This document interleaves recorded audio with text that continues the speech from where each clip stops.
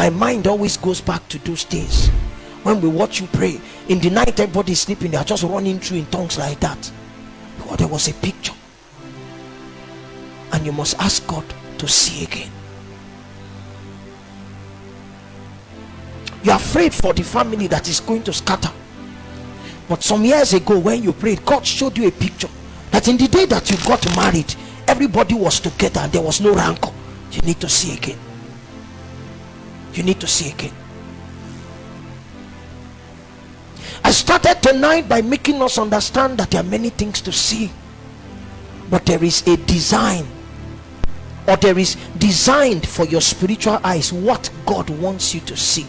And I found out that, like we have in Genesis chapter 3, nakedness is not one of them. You are not vulnerable. You are not disadvantaged. You are not exposed. A naked man is a man exposed to the elements.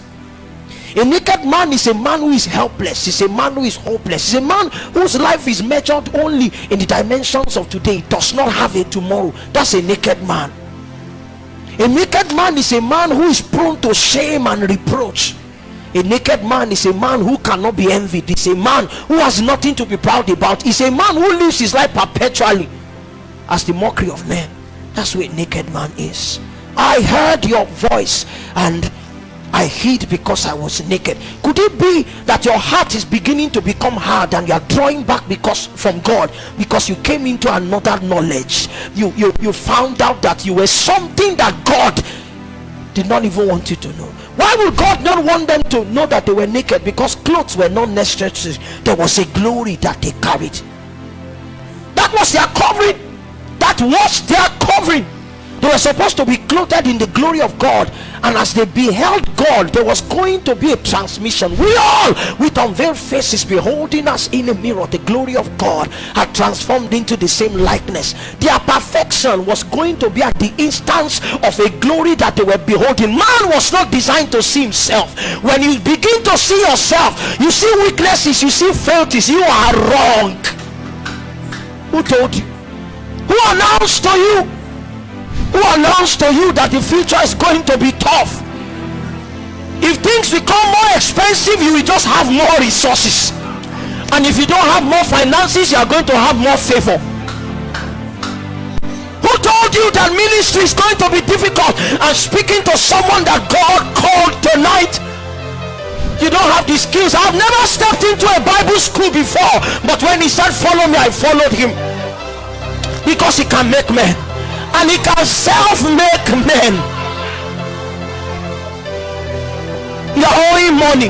You have not owed half as I have owed in a lifetime. On my 28th birthday, I had a debt of 32 million. I didn't know how I was going to come out. I sat with God that day in Agboola in Lagos. He said, you are only an eagle with broken wings. There's ministry inside you. You will fly. The eagle has not started flying. He's just spreading his wings. Who told you? At 26, 27, 28, 29, 30, you are not married and you are scared. He showed me that there was marriage in my life. It took 38 years, but I'm married. Tonight you have come to a promise keeper, and what you will begin to do is that you will open your eyes. You will no longer see yourself. You will know that there is a company with you.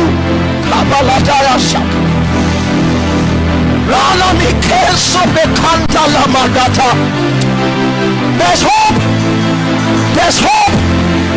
There's hope. There is a reason he apprehended you. He called you for a counsel. And faithful is he who has called. Oh, so will do it. He can be trusted. He can be trusted. The strength of oppression, the strength of the enemy cannot impact upon what he has revealed. He will fulfill that which he has shown you. Do not doubt it. Do not doubt it. Do not doubt it.